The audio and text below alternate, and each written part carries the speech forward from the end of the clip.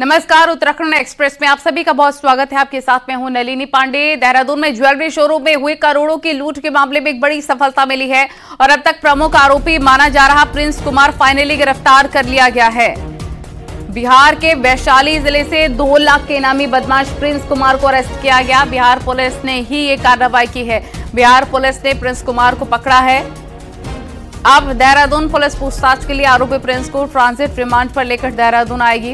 आरोपी प्रिंस को दिलावरपुर स्थित उसके ही गांव से पकड़ा गया। देहरादून में करीब 16 करोड़ की लूट हुई थी और बड़ी बात यह थी कि उस दिन 2 वीवीआईपी दौरे पर थे। इसके बाद भी आरोपी डकैती को अंजाम देने में कामयाब रहे।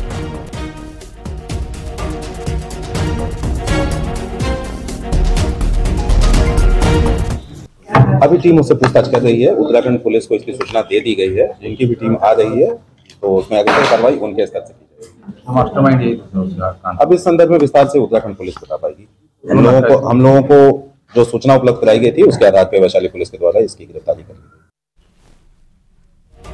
देहरादून के हर्रावाला स्थित मंदिर में पत्थर फेंकने और मंदिर के गेट पर आपत्तिजनक हरकत करने वाले आरोपी को पुलिस ने गिरफ्तार कर लिया है। पुलिस के मुताबिक आरोपी मानसिक रूप से बीमार है और सिलाकुई में मेंटल अस्पताल में उसका इलाज चल रहा है। आरोपी का नाम सद्दाम है और देहरादून के मेहुवाला का रहने वाला है। पुलिस के मुताबिक आरोपी ने खराब मानसिक हालत में ही इस काम को अंजाम दिया था।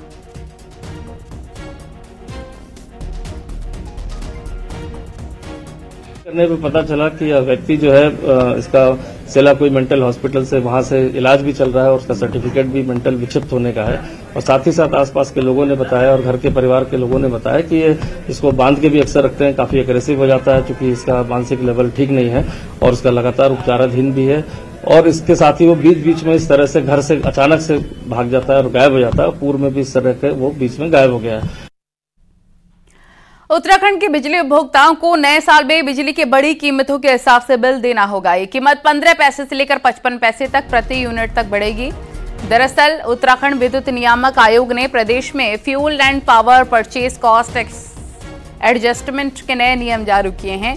इनके अनुसार अगर यूपीसीएल जो बिजली को बाजार से महंगे दामों पर खरीद करता है उसका भुगतान हर महीने बिजली कंज्यूमर से वसूली की जाएगी। इसी सिलसिले में ऊर्जा निगम ने दिसंबर महीने की दरें घोषित कर दी हैं, जिसको जनवरी महीने में विभाग वसूल करेगा।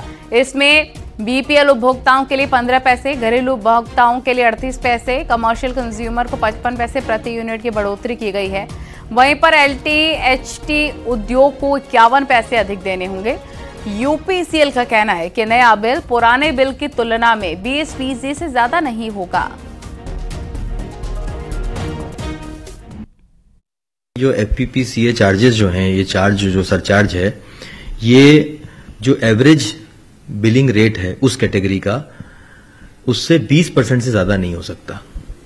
अगर ज्यादा आ भी रहा है तो 20% में उसको कैप करना पड़ेगा यूपीसीएल को। कुमाऊं में बाघ और गुलदार की दहशत लगातार बढ़ती जा रही है। कई गांवों में बाघ गुलदार का आतंक है, जिसकी वजह से भीमताल और धारी ब्लॉक में 15 स्कूलों को 14 दिसंबर तक बंद किया गया है। वहीं पर वन विभाग ने प्रभावित गांवों में गश्त तेज कर दी है। वन विभाग के शिकारी भी लगातार गश्त कर रखे हैं।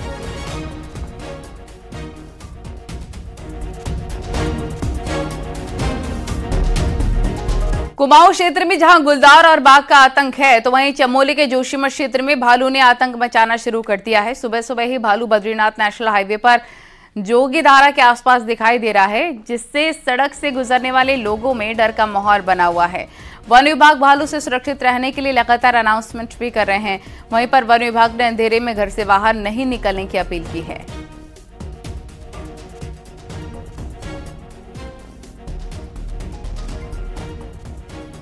मोहन यादव मध्य प्रदेश, तो वहीं विष्णुदेव साय छत्तीसगढ़ के नए सीएम बन गए हैं।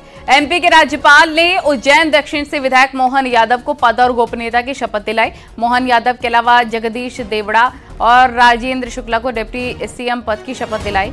भोपाल के परेड ग्राउंड मैदान में आयोजित भव्य समारोह में प्रधानमंत्री नरेंद्र मोदी, गृह मंत्री अमित शाह, बीजेपी अध्यक्ष जेपी नड्डा मौजूद रहे। इसके अलावा उत्तराखंड के सीएम पुष्कर सिंह धामी के साथ कई नेता मौजूद रहे। छत्तीसगढ़ के लिए रायपुर में कार्यक्रम हुआ, इसमें भी सीएम धामी शामिल हुए।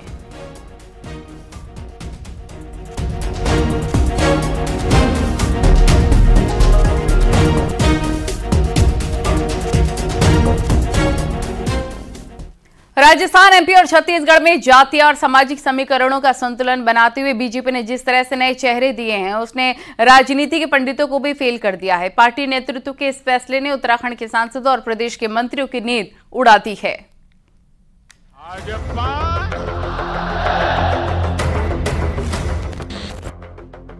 बीजेपी का सियासी ट्रेंड बताता है कि पिछले कुछ वक्त में उसने महिलाओं के साथ एससी, एसटी वर्ग और यूथ पर खासा फोकस किया है। टिकट के मामले में सामाजिक संतुलन बनाने के लिए पार्टी ने खाटी राजनेताओं को भी रिप्लेस करने में देर नहीं लगाई। ऐसे में जब लोकसभा चुनाव नजदीक हो तो सिटिंग सांसदों की धड़कनें भी तेज हो गई हैं। इसकी वजह ये है कि आप भले ही कोई हो, लेकिन टिकट की कोई गारंटी नहीं। आज तो सोशल मीडिया है और वो हर रोज की, हर 15 दिन, 20 दिन की रिपोर्टिंग सबकी होती है और केवल प्रदेश केंद्र सीधा रिपोर्टिंग करता है, सब कुछ देख रहा है और कौन कहाँ पे है, क्या है, किसका काम कैसा है, ये सबको पता है। सिर्फ सिटिंग सांसद ही नहीं, राजस्थान, एमपी, छत्तीसगढ़ में पार्टी के नए प्रयोग से उत्तराखंड के कैबिनेट मंत्रियों में भी हलचल है। दरअसल उत्तराखंड में कैबिनेट विस्तार प्रस्तावित है।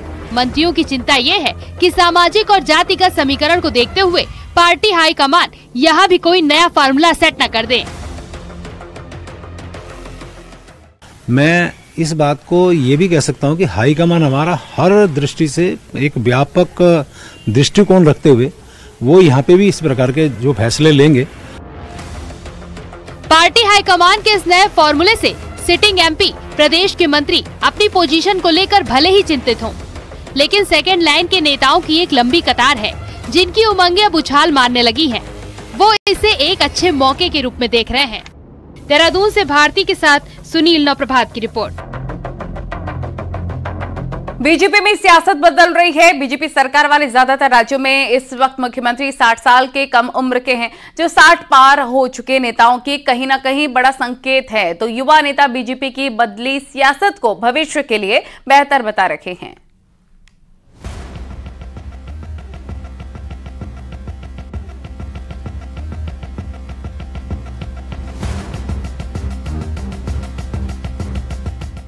राजस्थान में भजन लाल शर्मा, मध्य प्रदेश में मोहन यादव, छत्तीसगढ़ में विष्णुदेव साय, असम में हेमंत बिस्वा शर्मा, उत्तर प्रदेश में योगी आदित्यनाथ और उत्तराखंड में पुष्कर सिंह धामी। अपने अपने राज्यों के मुख्यमंत्री होने के साथ इन नेताओं की एक खासियत है, वो ये है कि इन सबकी उम्र 60 साल से कम है। ये चेहरे बताने के लिए काफी है कि बीजेपी ने राजनीति में उम्र के मायने बदल दिए हैं। बदली राजनीति में जरूरी नहीं कि आप सीनियर विधायक हो, मंत्री हो। सिर्फ विधायक हुए मुख्यमंत्री की कुर्सी पर ताजपोशी हो सकती है। मतलब साफ है कि मोदी की गारंटी के साथ युवा नेतृत्व और नए चेहरों का दौर चल रहा है। इस वक्त सबसे कम उम्र के विधायक दुर्गेश्वर लाल इसे पार्टी की दूरदृष्टि बताते हैं, जहां युवाओं को जिम्मेदारी मिल रही है और पार्टी आगे बढ़ रही है। बिल्कुल दर्शाता है कि जो आने वाला भविष्य है युवाओं के हाथ में, और डेफिनेटली आज जो है जिस तरीके का जो डिसीजन हमारे देश के यशस्वी प्रधानमंत्री जी ने लिया है वो एक काबिले तारीफ है, और जो भविष्य है वो युवाओं के हाथ में ही अब जो सौंपा जा रहा है डेफिनेटली, तो ये हमारे लिए एक सौभाग्य की बात। उत्तराखंड में इस वक्त बीजेपी के 47 विधायक हैं और अगर 60 की उम्र बीजेपी में पैमाना रहा तो 2027 में पार्टी कई नेताओं को अलविदा कह सकती है। तो कई उम्र दराज नेताओं का मुख्यमंत्री बनने का अरमान बीजेपी के नए फॉर्मूले से पूरा नहीं हो पाएगा। कांग्रेस छोड़ बीजेपी सरकार में 2017 से लगातार सबसे कम उम्र की मंत्री रेखा आर्या इसे सही प्रयोग मानती हैं। जहां सही वक्त पर हाईकमान युवा हाथों में राज्यों की कमान सौंप रहे हैं कि युवाओं को लगातार अवसर देते हुए भारतीय जनता पार्टी अपने झंडे को बुलंद रखने के क्रम में लगातार निर्णय भारतीय जनता पार्टी का रहता है। और प्रधानमंत्री मोदी जी चाहते हैं कि हमारे युवा जो है अगली पीढ़ी जो है भारतीय जनता पार्टी की कमान को संभाले और पारंगत हो। तो मुझे लगता है ये बहुत ही स्वागत योग्य है। बीजेपी में इस वक्त मोदी शाह का युग चल रहा है, जहां पार्टी का हर नया प्रयोग फॉर्मूला फिट बैठ रहा है और 3 राज्यों में 60 से कम उम्र के नए चेहरों के भविष्य की सियासत के लिए नई लकीर खींच दी है, जिसमें 60 पार नेताओं के सामने सवाल ही सवाल है। दीपांकर भट्ट, न्यूज़ 18, देहरादून। देहरादून में ट्रैफिक व्यवस्था सुधरने का नाम नहीं ले रही है। हालात तो ये हो गए हैं कि ट्रैफिक व्यवस्था को लेकर पुलिस के भी हाथ पांव फूल गए हैं। अब पुलिस ने इसके लिए नया प्लान तैयार कर लिया है, जिसके चलते अब मार्केट में सभी दुकानदार मिलकर अपने इलाके में ट्रैफिक फ्रंट रखेंगे, जिसकी सैलरी भी वो सभी दुकानदार मिलकर देंगे, लेकिन उनको ट्रेनिंग पुलिस देगी। ये ट्रैफिक मित्र दुकानों के बाहर लगने वाली गाड़ियों को व्यवस्थित करेंगे, जिससे कि सड़क पर चलने वाले ट्रैफिक को किसी प्रकार की समस्या ना हो। इसके लिए देहरादून एसएसपी बीते 3 दिनों से सड़कों का जायजा ले रहे हैं। उन्होंने कहा कि सड़क पर रेहड़ी ठेले वालों के चलते जाम की स्थिति हो जाती है।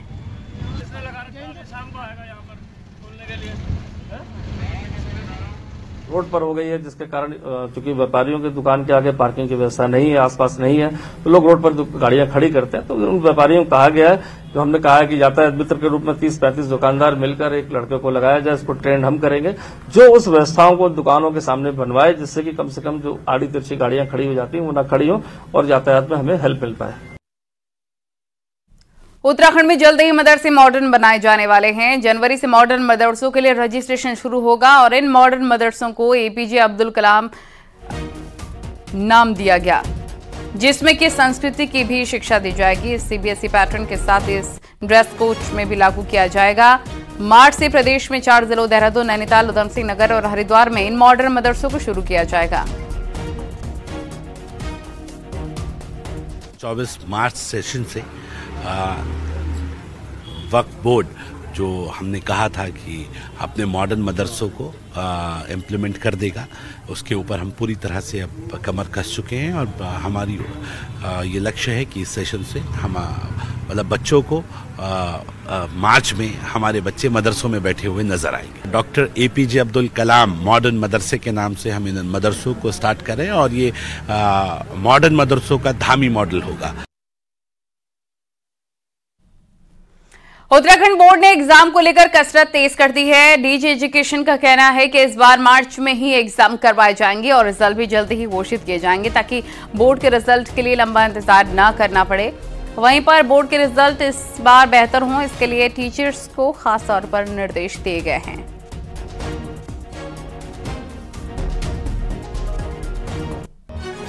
मार्च तक हमारी परीक्षाएं इस बार हर हाल में हम लोग कंप्लीट कर लेंगे, जैसा माननीय मंत्री जी ने भी निर्देशित किया है।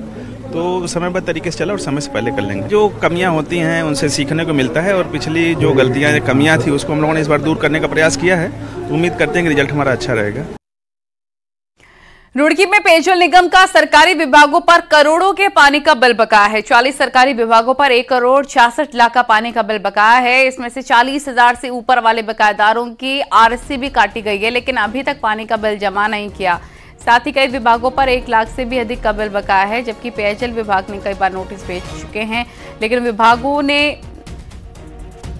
एक भी सुध नहीं ली। पेयजल निगम को इस साल 7 करोड़ रुपए वसूलने का लक्ष्य था, लेकिन विभाग अभी तक सिर्फ 1.5 करोड़ रुपए ही वसूल पाया है। जल स्थान रुड़की में लगभग 40-42 डिपार्टमेंट सरकारी डिपार्टमेंट्स हैं, जिनके ऊपर लगभग 1 करोड़ 66 लाख रुपए का टोटल बकाया है। और जो हमने आरसी काटी है वो 40,000 से ऊपर की सभी की आरसी काटी हैं और उन्हें निरंतर वसूलने का प्रयास किए जा रहे हैं। पहाड़ों पर कल से लगातार बर्फबारी जारी है। आज भी कई इलाकों में बर्फ गिरी है। चमोली जिले के पहाड़ों में हुई जमकर बर्फबारी। औली में 8 इंच, बद्रीनाथ में 1 से 1.5 फीट तक स्नोफॉल हुआ है। वहीं हेमकुंड साहिब में 2 फीट तक बर्फ जमी है। और इसके साथ ही नीति घाटी में बर्फबारी से नीति मलारी रोड बंद है। बद्रीनाथ हाईवे पर हनुमान चट्टी के आगे सड़क पर बर्फ जमी हुई है। पहाड़ों में भी हुई स्नोफॉल के बाद निचले इलाकों में कड़ाके की ठंड पड़ने लग गई है। तो स्नोफॉल का सिलसिला शुरू हो चुका है। चमोली में भी पहाड़ों पर जमकर बर्फबारी हो रही है, जो इस ओर इशारा करती है कि पर्यटन को भी ऐसे में काफ़ी बढ़ावा मिलेगा और साथ ही साथ पर्यटकों की संख्या बढ़ेगी तो व्यापारियों के भी चेहरे खिलना लाजमी है।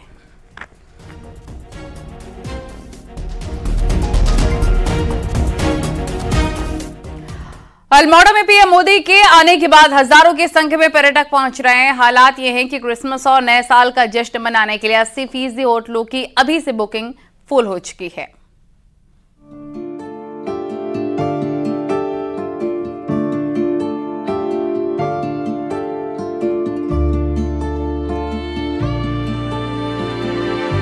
देवभूमि में पर्यटन से रोजगार की अपार संभावनाएं हैं।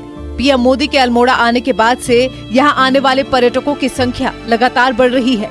क्रिसमस और नए साल का जश्न मनाने के लिए जागेश्वर, कौसानी, रानीखेत सहित अल्मोड़ा के होटल में बुकिंग तेजी से हो रही है, जिससे पर्यटन विभाग भी काफी खुश है। इस वर्ष हमें उम्मीद है कि जैसे कि अब न्यू ईयर, क्रिसमस का सेलिब्रेशन टाइम आ रहा है, तो काफ़ी लोगों ने बुकिंग कराई है। लगभग कसार देवी, रानीखेत, कौसानी, इन क्षेत्रों के अल्मोड़ा के लगभग 70-80% होटलों की बुकिंग की जा चुकी है। होटल व्यवसायी भी नए साल के जश्न को लेकर तैयारियों में जुटे हुए हैं। अभी से ही होटलों की बढ़ती बुकिंग के चलते व्यवसायी खुश नजर आ रहे हैं और कुमाऊनी व्यंजन भी परोसने की तैयारी में है। देखिए, जब से पीएम पहाड़ आए हैं तो नए साल के जश्न में काफ़ी टूरिस्ट पहाड़ों में आ रहा है घूमने के लिए। हमारे जागेश्वर, कौसानी, धारचूला, मुंशारी अधिकतर होटल वहाँ बुकिंग आ चुकी हैं न्यू ईयर का जश्न के लिए और क्रिसमस के जश्न के लिए। अल्मोड़ा जनपद में भी बुकिंग चल रही है।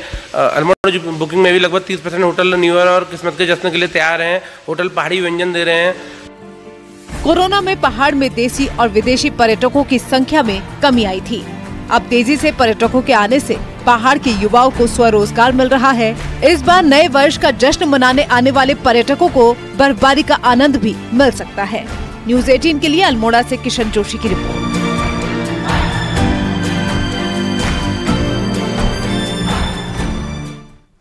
और चलिए अब आपको दिखाते हैं पहाड़ टॉप 10 न्यूज। भीमताल झील से पिछले 15 दिनों से गायब रेंजर हरीश चंद्र पांडे का शव मिला। सुबह कुछ लोगों ने शव झील में देखा। इसके बाद पुलिस को सूचना दी गई। मौके पर पहुंचकर पुलिस ने शव को बाहर निकाला। पुलिस ने शव को पोस्टमार्टम के लिए भिजवा दिया है। वहीं परिवार के लोगों ने विभाग पर आरोप लगाए हैं। आपको बता दें, रेंजर हरीश चंद्र पांडे तराई वन प्रभाग रुद्रपुर में तैनात थे और अचानक से 15 दिन पहले कहीं गायब हो गए थे, जिनका शव भीमताल झील से बरामद हुआ।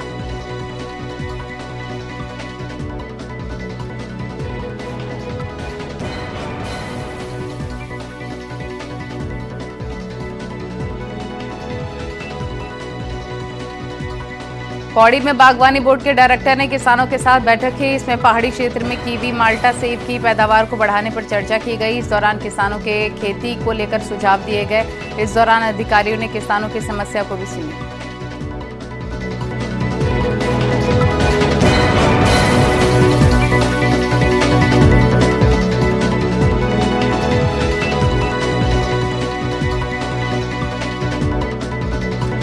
सीएम पोर्टल में शिकायतों को लेकर अल्मोड़ा में अपर जिलाधिकारी ने बैठक ली और सभी विभागों को तत्काल शिकायतों के समाधान के निर्देश दिए।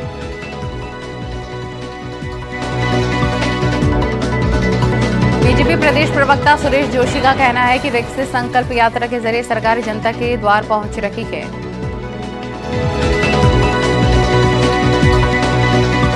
जोशीमठ के पैनी और सेलंग गांव में बीजेपी प्रदेश अध्यक्ष महेंद्र भट्ट पहुंचे, जहां सरकार की योजनाओं के लाभार्थी महिलाओं को सम्मानित किया गया।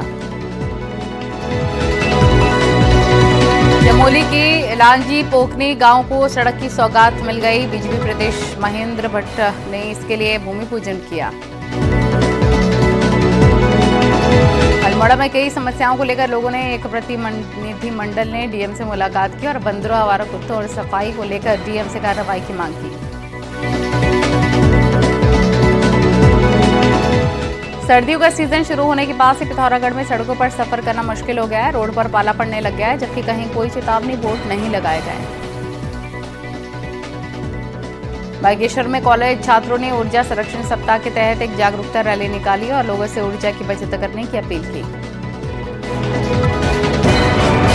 बर्फबारी के बाद ठंड बढ़ गई है। जोशीमठ नगर पालिका ने मुख्य बाजार में कई जगहों पर अलाव जलाए हैं।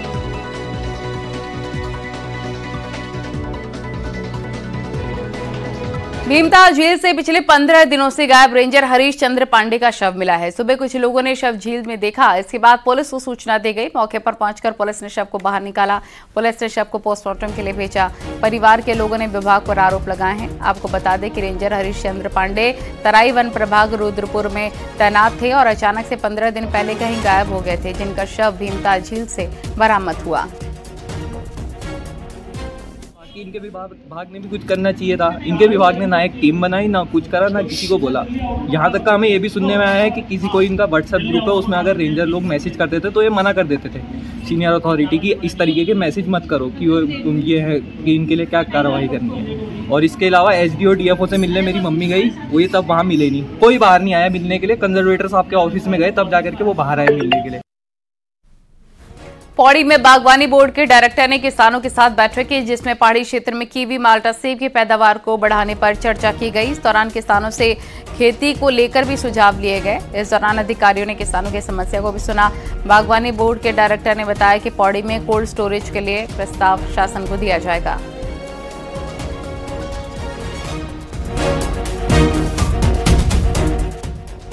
जौनसार, बावर, रवाई, जौनपुर में 1 महीने बाद मनाई जाने वाली दीपावली की शुरुआत हो गई है।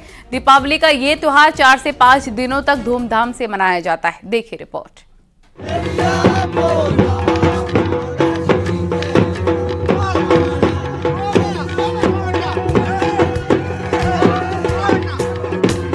पूरे देश में जहां कार्तिक मास की कृष्ण पक्ष की अमावस्या को दीपावली मनाई जाती है, वहीं इसके ठीक 1 महीने बाद मार्गशीर्ष माह की अमावस्या को जौनसार, बावर, रवाई, जौनपुर में दिवाली मनाई जाती है। दीपावली का त्योहार 4 से 5 दिन तक धूमधाम से मनाया जाता है। दिवाली की शुरुआत डिमसा पूजन से की जाती है, जिसके बाद गांव के लोग आंगन में एकत्र होते हैं और भीमल की लकड़ी से बनी मशालों को हाथों में लेकर गाँव से दूर एक स्थान तक जाते हैं और वहाँ डिमसा जलाया जाता है। उसके बाद ग्रामीण गांव में बने काली माता के मंदिर पर पहुंचते हैं, जहां दूध चावल प्रसाद के रूप में एक दूसरे को खिलाते हैं और जश्न मनाते हैं।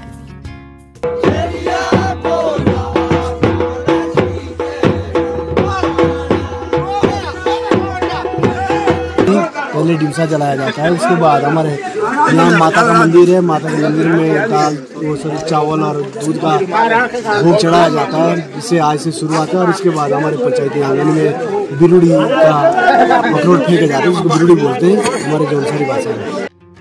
वहीं दिन के समय गांव के सभी परिवारों के द्वारा अखरोट एकत्र किए जाते हैं। उसके बाद मुख्य आंगन में गांव के बुजुर्ग लोगों द्वारा अखरोटों को फेंका जाता है, जिसे लोग उठाकर प्रसाद के रूप में ग्रहण करते हैं। रात को लोगों ने पंचायती आंगन में देवता के नाम पर पारंपरिक वेशभूषा में गीत गाते हुए हारुल नृत्य किया। रात भर गाने और नाचने का दौर चलता रहा। इसमें हम देवता के नाम पे जो अखरोटों की बिरुड़ी, सारा गाँव बिरुड़ी फेंकते हैं। देवी धरती हमारी जो देवी देवताओं की धरती, इसलिए हम बड़े गाँव पूरा अखरोट क्लोज करते हैं। 200 रुपए 200 अखरोट। जौनसार बावर की अनूठी लोक संस्कृति विश्व प्रसिद्ध है। बूढ़ी दिवाली उसी लोक संस्कृति का एक अभिन्न अंग है। ये दिवाली क्षेत्र के आराध्य देव 4 महासु देवताओं को समर्पित होती है। आपसी सौहार्द का प्रतीक जौनसारी दिवाली में लोग मिलजुल कर एक दूसरे के सहयोग करते हैं और जश्न मनाते हैं। न्यूज़ 18 के लिए चक्राता से कुलदीप चौहान की रिपोर्ट।